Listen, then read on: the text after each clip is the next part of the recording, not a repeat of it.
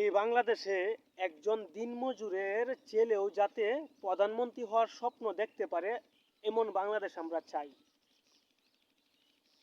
রাজার ছেলে রাজা হবে, এই স্বপ্ন বাদ দিতে হবে। বংশগত ও পরিবারতান্ত্রিক ক্ষমতার রাজনীতি আমাদের দেশটাকে একেবারে ধ্বংস করে দিয়েছে।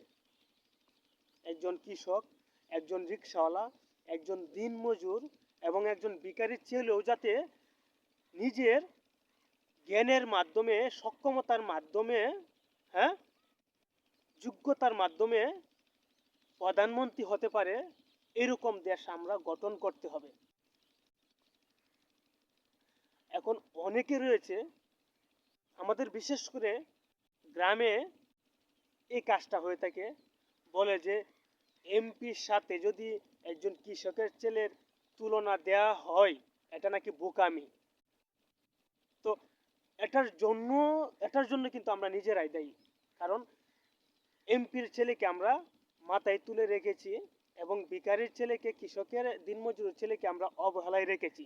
এটার জন্য কিন্তু আমাদের দেশটা ভাই অনেকটা পিছনে চলে গেছে। তো আর পিছনে চলে যেতে আমরা দিব না। আমরা এখনই সময় থাকতে সজাগ হয়ে যাই।